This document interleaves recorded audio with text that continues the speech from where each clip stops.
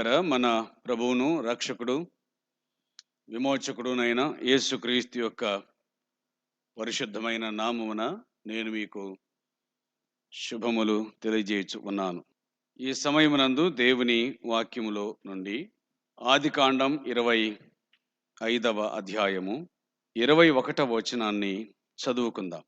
ఇస్సాకు భార్య గొడ్రాలు కనుక అతడు ఆమె విషయమై యెహోవాను వేడుకొనెను. యెహోవా అతని ప్రార్థన వినెను గనుక అతని భార్య అయిన రిబ్కా గర్భవతి ఆయెను.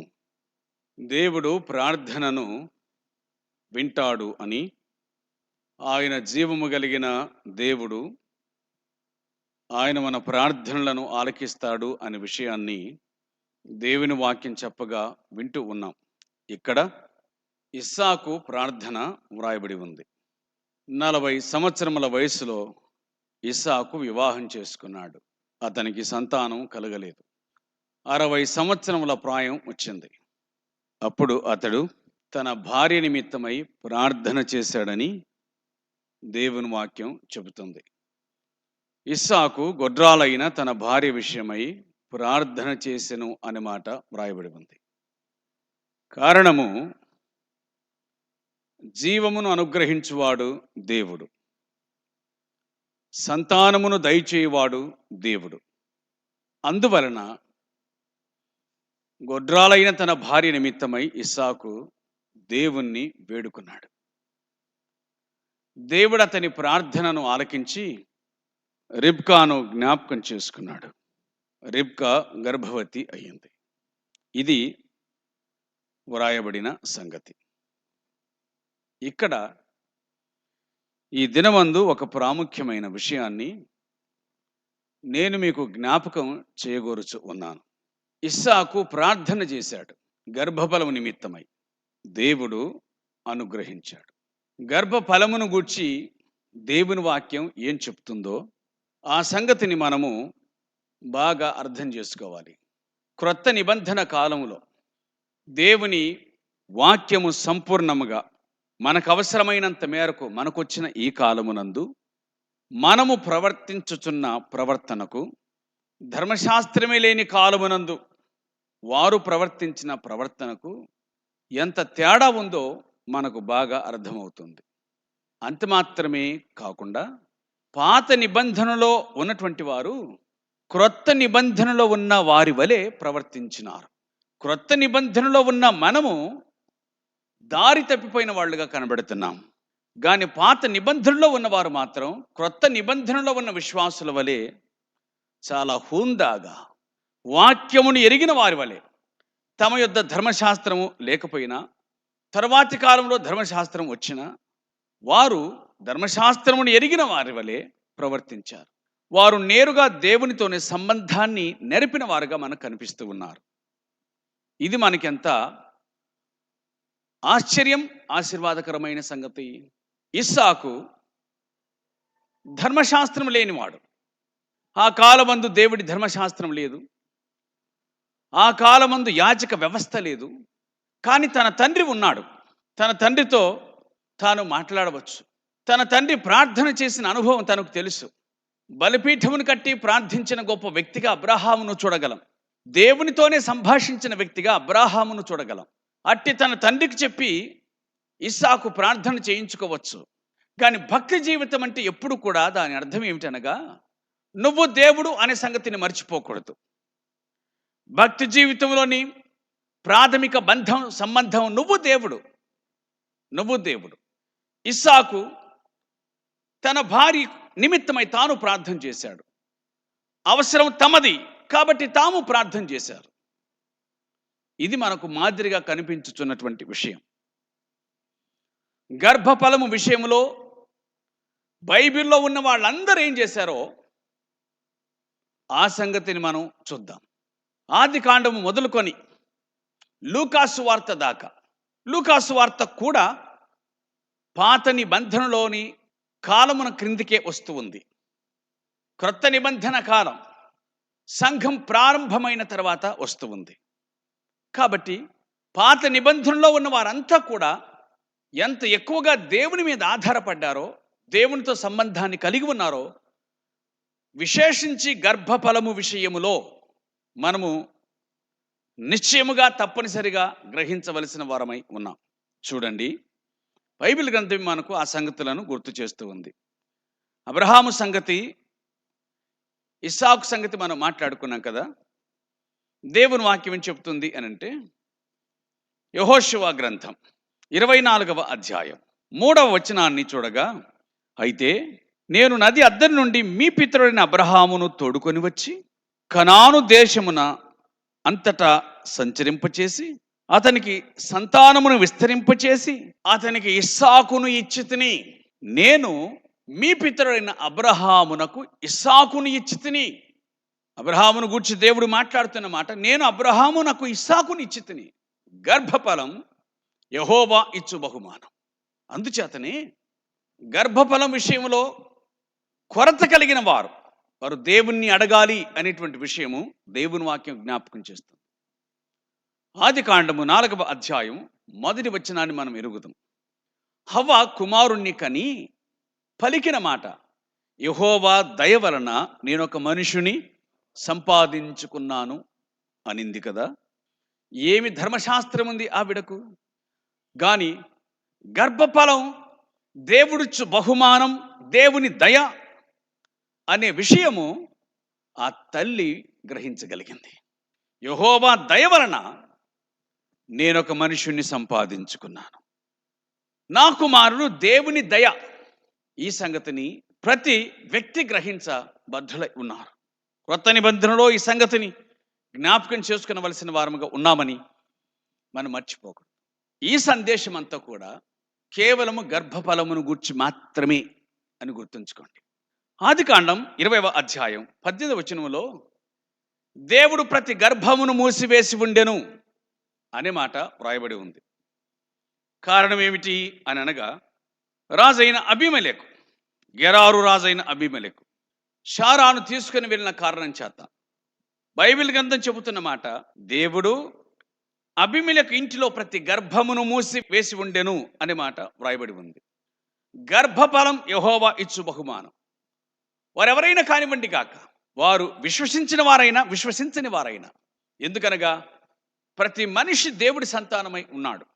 అంచేత దేవుడు అందరికీ సాధారణమైనటువంటి ఆశీర్వాదములను ఆయన అనుగ్రహించి ఉన్నాడు. ప్రతి వారి మీదను ఆయన తన సూర్యుని ఉదయింపజేస్తూ ఉన్నాడు. ప్రతి వారి మీద ఆయన వర్షమును కురిపించున్నారు, మంచి వారి మీదను చెడ్డవారి మీదను. అంచేత ఈ సాధారణమైనటువంటి ఆశీర్వాదాలు ప్రతి ఒక్కరికి అనే సంగతిని మనం గుర్తుంచుకోవాలి. అయితే సంతానము లేనప్పుడు మనం అడగవలసిన ప్రార్థన ఏమిటో దేవుని వాక్యం గుర్తు చేస్తుంది. ఎందుకనగా గర్భఫలం యెహోవా ఇచ్చు బహుమానము అని హవ్వ ఆమె మొట్టమొదట గ్రహించింది. అంచేతనే నేనొక మనిషిని సంపాదించుకున్నాను దేవుని దయ వలన అని అనింది కదా. ఆదికాండం 20:18లో దేవుడు అబీమెలెకు ఇంటిలో ప్రతి గర్భమును అనగా ప్రతి స్త్రీ గర్భమును మూసివేసి ఉండెను.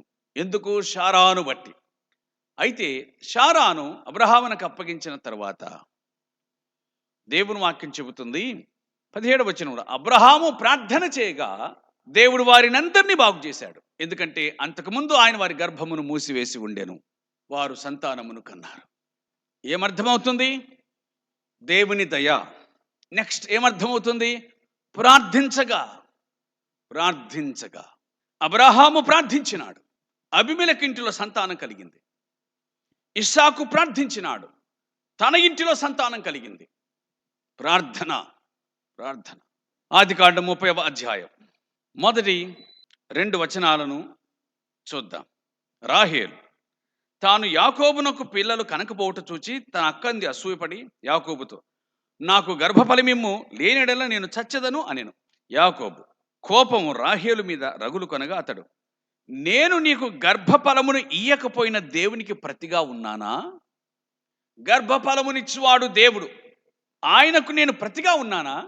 యాకోబు రాహేలునకు భర్తయే, గర్భఫలమును అనుగ్రహించాల్సింది మాత్రం దేవుడు. కాబట్టి దేవుడు గర్భఫలాన్ని అనుగ్రహించేవాడు. నా మీద కోప్పడం వల్ల ఉపయోగం ఏముంది? గర్భఫలము ఇచ్చు దేవునికి నేనేమైనా ప్రతిగా ఉన్నానా అన్నాడు. కాబట్టి గర్భఫలమునిచ్చువాడు దేవుడు అనే విషయం దైవ గ్రంథం గుర్తు చేస్తూ ఉంది. ఆదికాండం 33 ఏశావు తన తమ్ముడైన యాకోబు సంతానం చూసి వీరంతా ఎవరు అని అడిగితే అప్పుడు యాకోబు ఇచ్చిన జవాబు, వీరందరూ దేవుడు నీ దాసునికి దయచేసిన పిల్లలు అన్నాడు. దేవుడు దయచేసిన పిల్లలు, దేవుడు దయచేసిన పిల్లలు. ఈ రెఫరెన్స్లన్నిటిని కూడా నోట్ చేసుకోవలసిందిగా మనవి చేస్తూ ఉన్నాను. ఆదికాండం 30 చూడగా ఇలాగున కనబడుతుంది, దేవుడు రాహేలును జ్ఞాపకం చేసుకుని ఆమె మనవిని విని ఆమె గర్భము తెరచెను. రాహేలు మనవిని విని తన భార్య కోసం ప్రార్థన చేసిన భర్త ఇస్సాకు, తన కోసం తాను ప్రార్థన చేసుకున్నటువంటి స్త్రీ రాహేలు. దేవుడు ఆమె మనవిని విని ఆమె గర్భమును తెరచెను. భర్త తన భార్య కోసం ప్రార్థన చేస్తే భార్య తన కోసం ప్రార్థన చేసుకుంది. అయ్యా, నన్ను కరుణించి నాకు గర్భఫలము నిమ్ము అని ప్రార్థన చేసింది. భర్త ప్రార్థించవలసిన వాడై ఉన్నాడు సంతానం లేని తన భార్య కోసం. భార్య ప్రార్థించవలసినదై ఉన్నది సంతానము లేని తన కోసం. గొడ్రాలుగా ఉన్న తన కోసం తాను ప్రార్థించాలి. ఆ మాటకొస్తే ఏ విశ్వాసములోనైనా సరే అందరూ విశ్వసించినది గర్భఫలం దేవుడిచ్చే బహుమానమేని, సంతానం దేవుడు ఇవ్వాలి అని. కనుక దేవుని వాక్యం మనకు చాలా స్పష్టంగా ఎవరి బాధ్యతను వారికి గుర్తు చేస్తూ ఉంది. ఆదికాండం 48 ఇలాగున వ్రాయబడి ఉంది, యోసేపు, వీరు నా కుమారుడు, వీరిని ఈ దేశమందు దేవుడు నాకు అనుగ్రహించెను అని తన తండ్రితో చెప్పాను. యోసేపు తన తండ్రి అయిన యాకోబుతో తన కుమారులను గూర్చి చెప్పిన మాట, వీరు నా కుమారులు, దేవుడు వీరిని ఈ దేశమందు నాకు అనుగ్రహించెను, దయచేసెను అన్నాడు. అంటే గర్భఫలం యెహోవా ఇచ్చు బహుమానం. నిర్గమకాండం 1 ఆ మంత్రసానులు దేవునికి భయపడినందువలన దేవుడు వారికి వంశాభివృద్ధి కలగజేసెను అని వ్రాయబడి ఉంది. దేవుడు వంశాభివృద్ధి కలగజేసెను.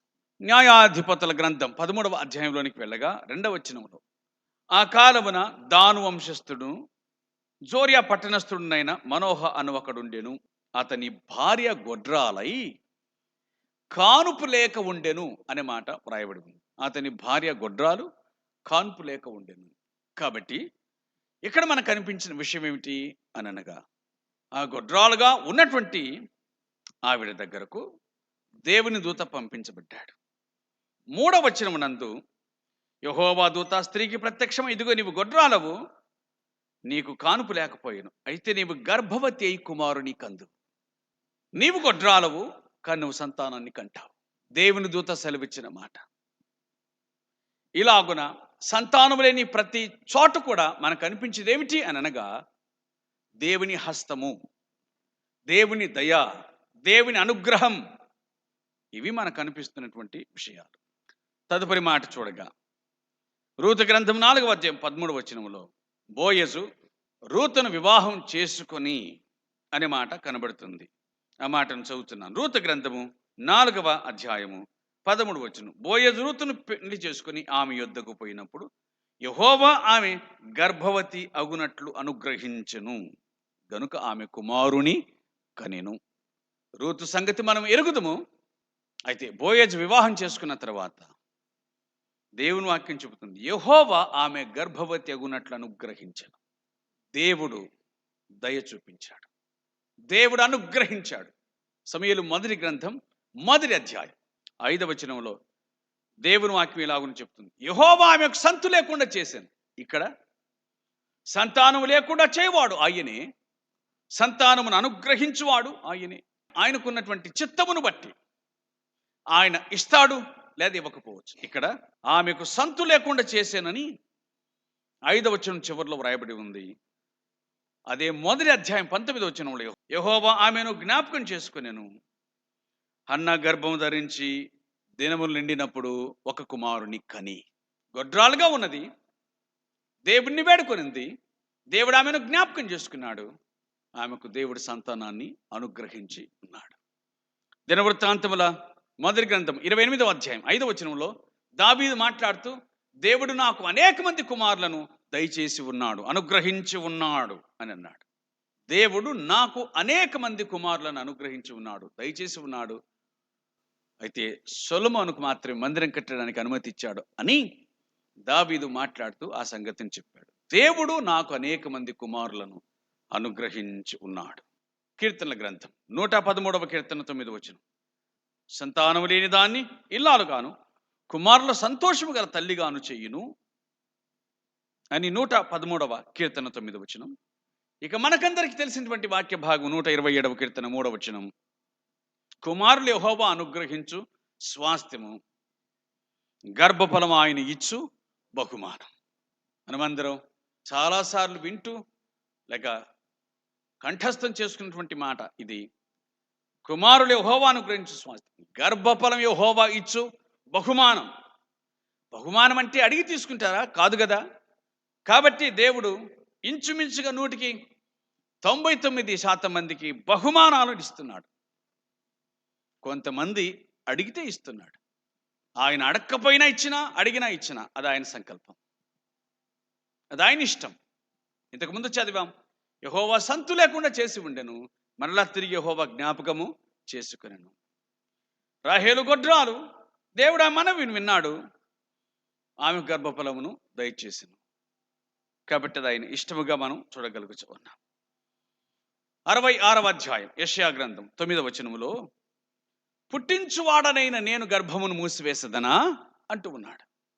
అనగా గర్భఫలమును అనుగ్రహించువాడు, పుట్టించువాడు, నేను గర్భమును మూసివేసేదనా అని ఆయన మాట్లాడుతూ ఉన్నాడు. లూకాసు వార్త 1వ అధ్యాయం 7వ వచనంలోనికి రాగా ఎలిజబెత్ను గురించి మాట్లాడుతూ దేవుని వాక్యం చెబుతుంది, ఎలిజబెత్ గొడ్రాలు, ఆమెకు సంతానం లేదు. 1వ అధ్యాయం 13వ వచనంలోని, జకర్యా నీ ప్రార్థన వినబడింది, నీ భార్య అయిన ఎలిజబెత్ నీకు కుమారుని కను. ఇక్కడ కూడా గొడ్రాలైన తన భార్య కోసం ప్రార్థించిన ఒక భర్తను దేవుని వాక్యం మనకు చూపించగలుగుతా ఉంది. ఇప్పటి వరకు చెప్పుకున్న ఈ వచనాలన్నీ కూడా పాత నిబంధనను సూచించేటువంటి వచనం, లేక పాత నిబంధన క్రింద ఉన్న వారి జీవితాల్లో జరిగిన సంఘటనలు, వారిని గూర్చిన వచనాలు ఇవన్నీ కూడా. వీరందరూ ఏం చేశారు అని అనగా దేవుణ్ణి అడిగారు. భర్త దేవుణ్ణి అడిగాడు, భార్య దేవుణ్ణి అడిగింది. కాబట్టి దేవుడు వారి మనవిని ఆలకించినాడు, అనుగ్రహించినాడు, దయచేశాడు. క్రొత్త నిబంధన గ్రంథములోనికి వస్తే ఇంచుమించుగా ఈ సంగతులు మనకు కనిపించవు. క్రొత్త నిబంధన గ్రంథం మనకు సంపూర్ణతను అనుగ్రహించింది. గ్రంథంలో క్రొత్త నిబంధన గ్రంథం క్రీస్తు రక్తం చేత, క్రొత్త నిబంధన సంఘకాలం, క్రొత్త నిబంధన దేవుని సంకల్పమును సంపూర్ణంగా తెలియచేయుచున్న ఆయన గ్రంథం మన చేతికి అప్పగించబడినటువంటి కాలం. ఇందులో ఎవరే గాని గొడ్రాలైనటువంటి వారు గోల చేసిన సంగతి ఏం కనిపించదు. ఇక్కడ మనకు కనిపించే విషయం ఏంటంటే, క్రొత్త నిబంధన విశ్వాసులు ఆత్మ సంబంధమైన సంగతులను ప్రాథమికంగా భావించినారు. ఆత్మ సంబంధమైన విషయాలు మొదటివిగా భావించినారు. ఉండవచ్చు, గొడ్రాళ్ళు ఉండవచ్చు, సంతానం లేనివారు ఉండవచ్చు, ప్రార్థించి ఉండవచ్చు, వారికి దేవుడి సంతానాన్ని అనుగ్రహించి ఉండవచ్చు, అనుగ్రహించి ఉండకపోవచ్చు, అది వేరు విషయం. ఆ సంఘటనలు ఇక్కడ మనకు కనిపించవు.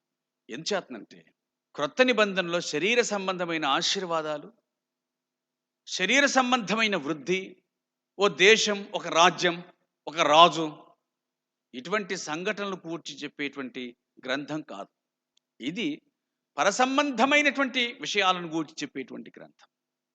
పాత నిబంధన గ్రంథంలో సామూహికంగా దేవుని గూర్చిన విషయాలు తక్కువ జనం గ్రహించటం, వ్యక్తిగతంగా ప్రజలు గ్రహించగలిగినారు. హన్న దేవుని గురించి చాలా గొప్ప సంగతులను మాట్లాడింది. సమూయేలు 1వ గ్రంథం 2వ అధ్యాయం చదివితే ఒక పెద్ద వేదాంతి మాదిరిగా ఆమె మాట్లాడింది. వ్యక్తిగతంగా దేవునితో సంబంధం కలిగిన వారు చాలా మాటలు మాట్లాడారు. జకర్యా కూడా అలాగే. లూకాసు వార్త 1వ అధ్యాయం 75వ వచనం నుంచి చూడగా ఆయన కూడా చాలా మాటలు మాట్లాడాడు. వ్యక్తిగతంగా దేవుని ఎరిగినటువంటి వారు పాత నిబంధనలైన గొప్ప సంగతులను గ్రహించగలిగినారు. క్రొత్త నిబంధన గ్రంథంలో ఆత్మ సంబంధమైన పరసంబంధమైన ప్రతి ఆశీర్వాదాన్ని ఆయన మనకిచ్చాను అని అనగా, పరసంబంధమైన ఈ ఆశీర్వాదమునందు భూ సంబంధమైనటువంటి ఆశీర్వాదాలు కొరగానివి, ఎన్నిక లేనటువంటివి. క్రొత్త నిబంధనలో ఉన్నటువంటి విశ్వాసి శరీర సంబంధమైన కొరతలను కొరతగా భావించడు. క్రొత్త నిబంధనలో ఉన్నటువంటి విశ్వాసి శరీర సంబంధమైన కొరతను ఆత్మ సంబంధమైన ఆశీర్వాదం చేత మృంగివేయబడడం చూడగలుగుతాడు. అనగా శరీర సంబంధమైన విషయాలను ప్రాముఖ్యంగా భావించక ఆత్మ సంబంధమైన సంగతులని ప్రాముఖ్యంగా భావించు ఉన్నాడు. అంత మాత్రం చేత శరీర సంబంధమైన విషయాలు పట్టించుకోకూడదని దేవుని వాక్యం చెప్పట్లేదు. పట్టించుకోవాల్సిందే, అడగాల్సిందే.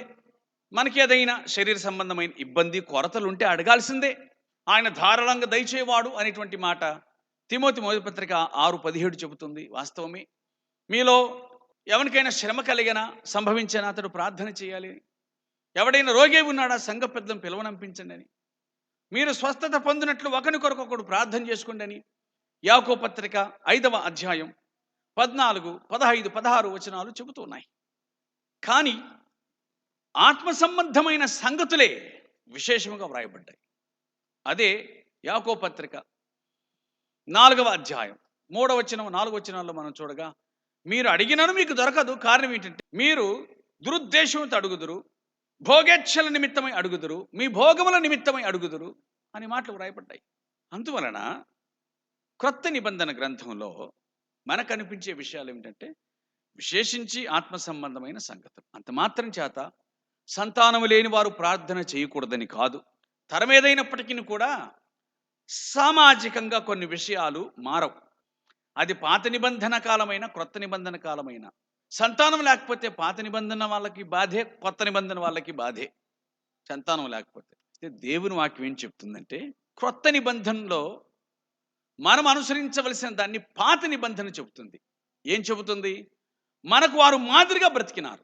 పరిపూర్ణమైన దేవుని వాక్యం ఉన్న మనకు అసలు వాక్యమే లేనటువంటి వారు మాదిరిగా నిలిచారు.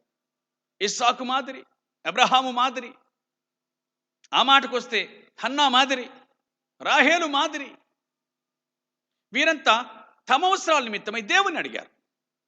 సంతానం దయచేయమని దేవుని అడిగారు. ధర్మశాస్త్రము లేని కాలమునందు ఒక ఇస్సాకు మనకు మాదిరి, రాహేలు మనకు మాదిరి. ధర్మశాస్త్రం పాత నిబంధన క్రింద హన్నా మనకు మాదిరి. వీరందరూ దేవుణ్ణి అడిగి పొంది ఆనందించినారు. తమ మనవి నెరవేరునందువలన. ఏది ఆ అనుభవం క్రొత్త నిబంధనలో? ఏది ఆ అనుభవం క్రొత్త నిబంధనలో? సమూయేలు మొదటి గ్రంథం 1వ అధ్యాయం 25వ వచనం. వారు ఒక కోడెను వధించి పిల్లవాడిని ఏలి దగ్గరకు తీసుకుని వచ్చినప్పుడు ఆమె అతనితో ఇట్లైనాను, నా ఏలినవాడా, నా ఏలిన వాని ప్రాణం తోడు. హన్న ఏలితో ఇట్లంటుంది, నా ఏలినవాడా, నా ఏలిన వాని ప్రాణం తోడు. యాజకుడైన ఏలితో ఆమె మాట్లాడుచున్న మాట, నీ వద్ద నిలిచి యెహోవాను ప్రార్థన చేసిన స్త్రీని నేనే. హన్న షిలోహులో ఉన్న దేవుని మందిరానికి వచ్చి తన బాధను దేవుని సన్నిధిలో విన్నవించుకోవటానికి ఆమె ప్రార్థన చేసింది. ఆ సమయం ముందు ఏలి ఆమె నోరు కనిపెడుతూ ఉన్నాడు. ఆ తర్వాత ఆమె దగ్గరికి వెళ్ళి, ఎంతకాలం మత్తురాలవై ఉందువు అని అంటేను ఆవిడ చెప్పింది, నా మనోబాధను బట్టి, నా హృదయ దుఃఖాన్ని బట్టి నిట్టూర్పులు విడుస్తూ నేను దేవునికి చెప్పుకుంటున్నాను, నేను మత్తురాలను కాదు అని ఆవిడ మాట్లాడింది. అట్లయితే మా దేవుడు నువ్వు కోరుకున్న దాన్ని, నీ మనవిని ఆయన ఆలకించును గాక, సమాధానంగా క్షేమంగా వెళ్ళమని ఆయన కూడా చెప్పి పంపించాడు. ఆ 4 ఏళ్ల తర్వాత మరలా ఈవిడ తిరిగి వచ్చి, ఆ కాలమునందు ఆ 4 ఏళ్ల కిందట ఈ బిడ్డను దయచేయమని ప్రార్థన చేసిన స్త్రీని నేనే. యెహోవా ఈ బిడ్డను నాకు దయచేశాడు, నేను చేసిన మనవిని ఆయన నాకు అనుగ్రహించెను. కాబట్టి నేను ఆ బిడ్డను యెహోవాకు ప్రతిష్ఠించుచున్నాడు, తాను బ్రతుకు దినములని వాడు యెహోవాకు ప్రతిష్ఠితుడని చెప్పెను. అర్థమైంది మాట ప్రియులారా? పాత నిబంధనలో సాక్ష్యం చెప్పమంటే ఈ విధంగా చెప్తారు. ఇస్సాకు దగ్గరికి వెళ్ళి, నీ 2 కుమారులను గూర్చి సాక్ష్యం, వారి జన్మను గూర్చి, వారి పుట్టుకను గూర్చి సాక్ష్యం చెప్పమంటే, నా భార్య 20 సంవత్సరాలుగా గొడ్రాలు, నేను ప్రార్థన చేయగా దేవుడు మాకు సంతానాన్ని అనుగ్రహించాడని ఇస్సాకు చెప్పగలడు. రాహేలు దగ్గరికి వెళ్ళి, అమ్మా యోసేపు జననాన్ని గూర్చి చెప్పమంటే, నేను గొడ్రాలును కానీ నేను దేవుని యొద్ద మనవి చేయగా దేవుడు నాకు యోసేపును దయచేసినాడు అని చెప్పగలుగుతాం. ఇక హన్న సాక్ష్యాన్ని మనం విన్నాం. ప్రార్థన చేసిన స్త్రీని నేనే వీణ్ణి దయచేయమని, దేవుడు నాకు ఇతన్ని దయచేసినాడు అని వారు చెప్పగలుగుతారు. పాత నిబంధన కాలములో ఉన్న భక్తులు తమ అవసరాల నిమిత్తమై తాము దేవునికి మొరపెట్టారు. యాజక వ్యవస్థ ఉన్న కాలంలో కూడా యాజకుని మీద ఆధారపడకుండా దేవునికి మొరపెట్టారు. ఒక పెద్ద సీనియర్ పాస్టర్ తన కళ్ళ ముందున్న హన్నా ఆ సీనియర్ పాస్టర్ దగ్గరికి వెళ్ళలేదు, తానే దేవుడితో చెప్పుకుంది. ఇవన్నీ మనకు బుద్ధి కలగడానికి వ్రాయబడిన సంగతులు కావా? మన కళ్ళు తెరిపించడానికి వ్రాయబడిన సంగతులు కావా? అంచేత ప్రియులారా, అవసరం మనదే అయినప్పుడు ప్రార్థన కూడా మనదే, బాధ మనదైనప్పుడు దుఃఖించాల్సింది కూడా మనమే, సంతోషం మనదైనప్పుడు ఆనందపడాల్సింది కూడా మనమే. అది క్రమం. మీలో ఎవరికైనా శ్రమ సంభవించిన అతడు ప్రార్థన చేయాలి. రెండవదిగా, మీరు ఎవడైనా రోగి ఉన్నాడా, నెక్స్ట్ తర్వాత సంఘ ప్రవేశం. మొదట నువ్వు దేవుడు, తర్వాత సంఘం, ఆ తర్వాత మీరు స్వస్థత పొందినట్లు ఒకరి కొరకు ఒకడు ప్రార్థన చేసుకొనండి. 16వ వచనం. నువ్వు విశ్వాసమైతే ఈ క్రమాన్ని అనుసరించి తీరాల్సిందే. నువ్వే దేవుని అడగాలి, నువ్వే దేవుని సన్నిధిలో గోజాడాలి, నువ్వే హన్నలాగా సాక్ష్యం ఇవ్వాలి. దేవుడు నా మనవి ఆలకించాడు అనే భరోసా నీకు రావాలి, ఆ ధైర్యం నీకు కలగాలి. ఇది దేవుని వాక్యం మనకు చెబుతున్న సత్యం. ఇస్సాకు తన భార్య విషయమై ప్రార్థన చేయగా యెహోవా అతని ప్రార్థనను వినెను. రాహేలు మనవిని దేవుడు వినెను. హన్నా మనవిని దేవుడు వినెను. ప్రార్థించిన వాళ్ళందరి మనవిని దేవుడు వింటాడు. ప్రార్థన చేయించుకునే వాళ్ళ మనవిని మాత్రం దేవుడు వినడు. ఎందుకంటే వారు మనవి చెయ్యరు కాబట్టి.